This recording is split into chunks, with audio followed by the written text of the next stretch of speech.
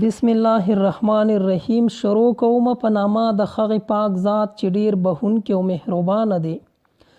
د انګلیش ټو پښتو لرنینګ زده کوونکو د کلاس په شروع کې ټول زما سلام واخلئ او د دې نن کلاس شروعات به تاسو هم د درود پاک نه کوئ. اول درود پاک ووایئ او بیا د دې کلاس شروع وکړئ، ځکه چې په دې کلاس کې ما په حیثیت د یو مسلمان زمونږ د اسلام په باره کې یو څو ټکي راوړي دي او دغه ټکي چې کوم دي د 500 نه به 2-3 ټکي یا زیات وي یا به کم وي، خو تقریبا چې د 500 پورې ټکي دي.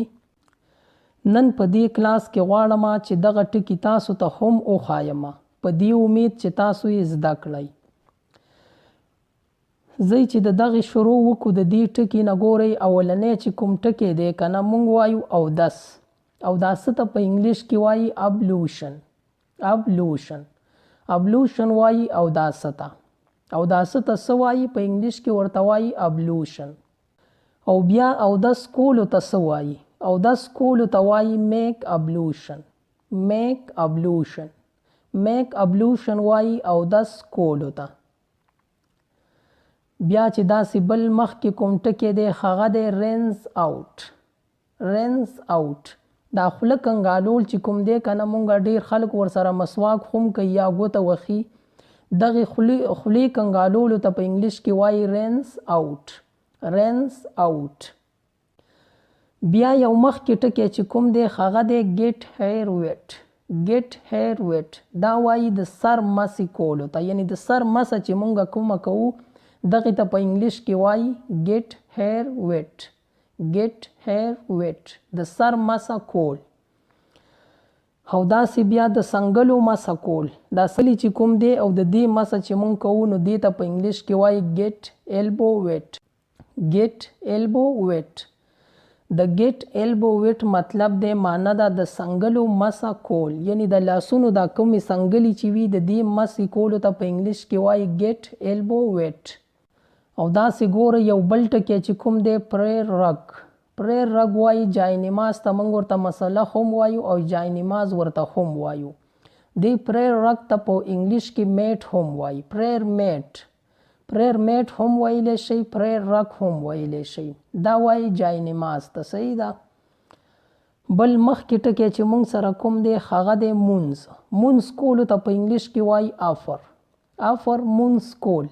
او دې ته تاسو یو بل ټکی هم په انګلیش کې ویلی شئ، داسې هم ویلی شئ سی پریر. د سی پریر مطلب دی مونځ کول. آفر او سی پریر دواړه ورته ویلی شئ. او ګورئ داسې بل مخکې ټکی چې مونږ سره کوم دی که نه هغه دی اوبلیګیټري پریر. د اوبلیګیټري پریر مطلب دی معنی ده فرض مونځ کول، یعنی فرض مانځه ته په انګلیش کې وایي اوبلیګیټري پریر. فرض مونځ کول. او بیا نفل مونځ چې کوم دی آپشنل پریر. نفل مونځ کول. نفل مونځ ته په انګلیش کې وایي آپشنل پریر. نفل مونځ کول. او داسې چې بیا د مونځ نومونو ته راشي نو دا نومونه کوم دي ګورئ. د شپې مونځ ته وایي که نه نایټ پریر، یعنی د ماسخوتن مونځ چې ورته مونږ وایو هغې ته په انګلیش کې وایي نایټ پریر. او بیا داسې لاړ شئ د ماښام چې کوم مونځ دی هغې ته وایي ایونینګ پریر. بیا د مازدیګر مونځ ته وایي ډان پریر. د مازدیګر مونځ د مازدیګر مونځ.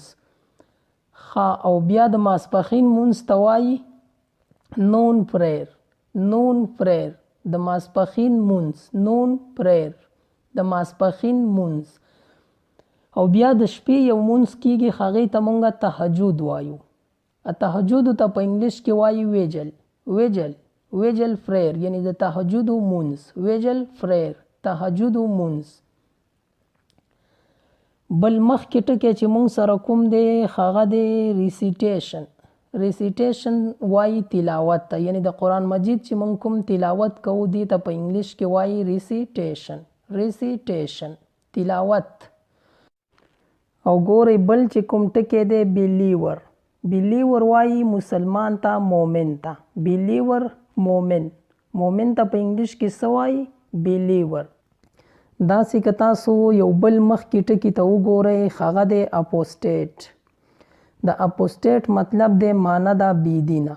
مونږ وایو که نه چې په دې کس کې دین اسلام نشته دی. هغه بېدینه بې اسلامه چې کوم کس وي هغه ته په انګلیش کې وایي اپوسټیټ. اپوسټیټ بېدینه. اپوسټیټ بېدینه. ګورئ داسې بل مخکې ټکی چې کوم دی ایتیسټ. ایتیسټ وایي انکاري ته. د یو څیز نه انکار کول. دې ته په انګلیش کې وایي ایتیسټ. ایتیسټ انکاري. انکار کول. ایتیسټ انکاري. صحیح ده؟ ها مخکې ټکی چې کوم دی هغه دی مونږ پیلګریمیج. پیلګریمیج. د پیلګریمیج مطلب دی معنا ده حج. حج ته په انګلیش کې وایي یعنې حج له چې څوک ځي او حج ته هم وایي پیلګریمیج. پیلګریمیج حج. تاسو ورته سمپل ساده ویلی شئ حج. پیلګریمیج حج. ها بل مخکې ټکی چې کومه دی هغه دی فینرل. فینرل. فینرل وایي جنازې ته. فینرل جنازه. او بیا جنازې ته وایي د جنازې مونځ کولو ته وایي فینرل فریر. فینرل فریر. د جنازې مونځ. فینرل فریر. د جنازې مونځ. بل ټکی چې کوم دی هغه دی میشنري. میشنري. میشنري. دا وایي تبلیغي جومات ته. میشنري تبلیغي جومات. ځان سره یاد ساتئ میشنري تبلیغي جومات. ها سیکریفایس. سیکریفایس وایي قربانۍ ته، صدقه کولو ته. دا مونږ چې په غټ اختر کې کومه قرباني کوو اصل کې همدغه قربانۍ ته هم وایي. او چې هره قرباني وي چې یو انسان د هر څیز قرباني ورکوي هغې ته په انګلیش کې وایي سیکریفایس. سیکریفایس. صدقه کول، قرباني کول. دې ته په انګلیش کې وایي سیکریفایس. او بل یو ټکی چې کوم دی مونږ ورته وایو خیرات. آمز. آمز. د دې کې په دې کې دا ایل چې کوم دی دا نشي ویلی. دا ای ام اس ویلی شي. آمز. دا وایي خیرات ته. یعنې مونږ اکثر په مړو پسې خیرات کوو که نه دغه خیرات ته وایي آمز. آمز خیرات. بل ټکي ته وګورئ. بل ټکی چې کوم دی هغه دی سیکلوژن. سیکلوژن. دا وایي اعتکاف ته. په روژه کې چې کوم اعتکاف ته کوم کسان کینی هغې ته په انګلیش کې وایي سیکلوژن. اصل کې اعتکاف ته وایي سیکلوژن. سیکلوژن. اعتکاف. او ګورئ بل مخکې ټکی چې کوم دی ابسلوشن. ابسلوشن مطلب دی مغفرت. مغفرت. ابسلوشن. مغفرت. مغفرت ته وایي ابسلوشن. بل ټکي ته وګورئ ایکوزیشن. ایکوزیشن. الزام. یعنې په چا باندې الزام لګول، تهمت لګول. دې ته په انګلیش کې وایي ایکوزیشن.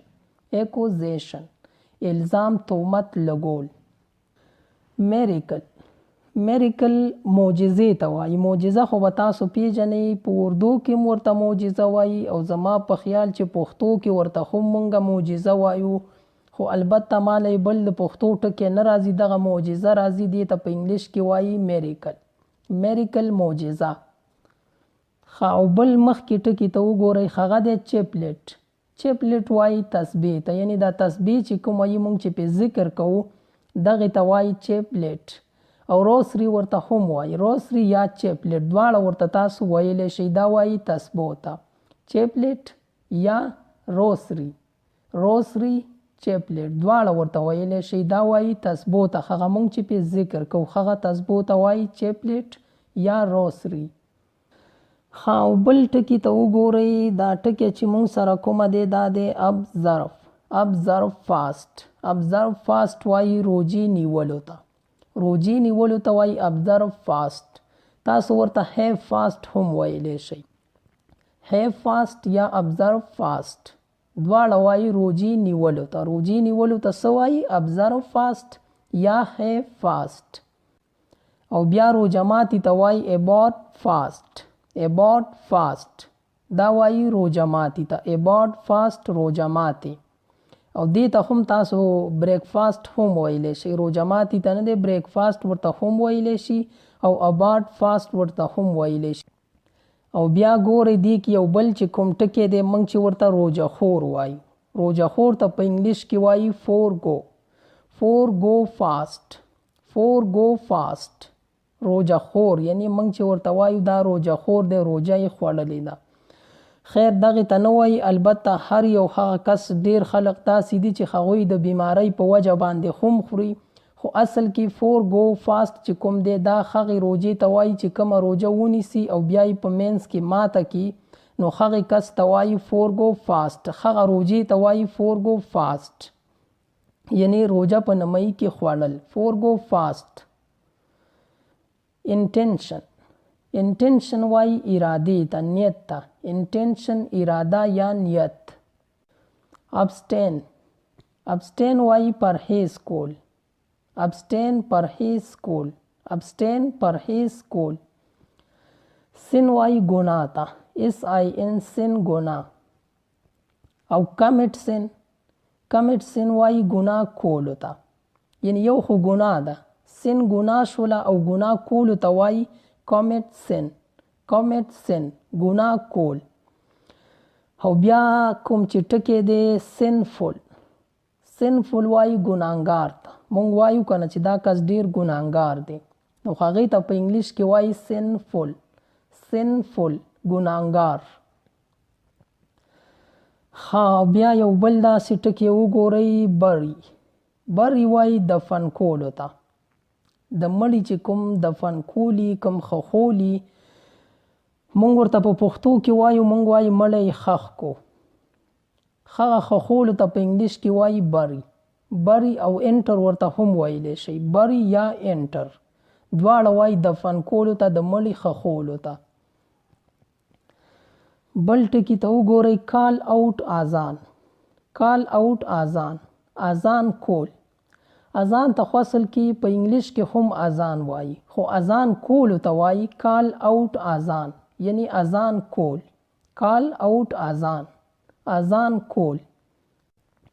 ها وګورئ بل ټکي ته وګورئ پروسټریټ. پروسټریټ دا وایي سجدې کولو ته. سجدې کولو ته څه وایي؟ پروسټریټ. پروسټریټ سجده کول. او بیا دې سره چې یو بل کم ټکی دی پروسټریشن. پروسټریشن دا صرف سجدې ته وایي. پروسټریټ دی دا سجدې کولو ته وایي، او پروسټریشن چې کوم دی دا وایي سجدې ته. دا صرف سجدې ته وایي پروسټریشن. پروسټریشن سجده. او بیا رکوع ته وایي جینوفلیکټ. جینوفلیکټ د دې مطلب معنی ده رکوع کول. رکوع چې مونږ کومه کوو په مونځ کې دغې ته په انګلیش کې وایي جینوفلیکټ. جینوفلیکټ رکوع کول. ها سی سلام. سی سلام سلام کول. سلام کولو ته په انګلیش کې وایي سی سلام. سلام کول. ورشپ. ورشپ وایي عبادت کولو ته. ورشپ عبادت کول. ها وګورئ دا کوم ټکی چې بل دی دا دی ډومز ډے. ډومز ډے وایي د قیامت ورځ ته. د قیامت ورځ ته په انګلیش کې وایي ډومز ډے. ډومز ډے د قیامت ورځ. او بیا داسې یوه بله خبره چې کومه راځي مونږ چې وایو د محشر ورځ یا د حساب کتاب ورځ، دغې ورځې ته په انګلیش کې وایي ججمنټ ډے. ججمنټ ډے. ججمنټ ډے وایي د محشر ورځې ته، د حساب کتاب ورځې ته. الله دې په دغه ورځې باندې په ټولو مسلمانانو باندې رحم وکړي. مونږ خو د دغې قابل نه یو ځکه چې ډېر کمزوري مسلمانان یو، او دا ورځې حقیقت دی، دا ورځې راتلونکي دي. الله دې زمونږ په دغه ورځو باندې خپل حفاظت وکړي. دا یو څو ټکي پاتې شو په دې کلاس کې، دا دی چې مرسیفول. مرسیفول وایي رحم دله ته، یعنی د چا زړه کې چې رحم وي هغه ته وایي مرسیفول. رحم دله. ډو مرسی رحم کول. رحم کولو ته وایي ډو مرسی. رحم کول. پیشنس. پیشنس وایي صبر ته. صبر پیشنس. پیشنس صبر. پیشنس صبر. penitence. penitence penitence وایي توبې ته. penitence توبه. penitence توبه. او بل ټکی چې کوم دی condolence. condolence غمرازي کول، د یو چا په غم کې شریکېدل او هغه سره په غم کې برابر ودرېدل، همدردي کول، تعزیت کول، غمرازي کول. دې ته په انګلیش کې وایي condolence، غمرازي کول. visit the sick. visit the sick د بیمار تپوس. موږ چې د بیمار تپوس کوو نو هغې ته وایي visit the sick، د بیمار تپوس کول. visit the sick د بیمار تپوس کول. د کلاس اختتام به هم په دې ځای باندې وکړو. الله دې وکړي چې داسې نور کلاسونه هم راوړم ستاسو لپاره. ما هم په خپلو دعاګانو کې یاد ساتئ او تاسو چې هم چرته یئ الله مو ښاد، آباد او بریالي لره.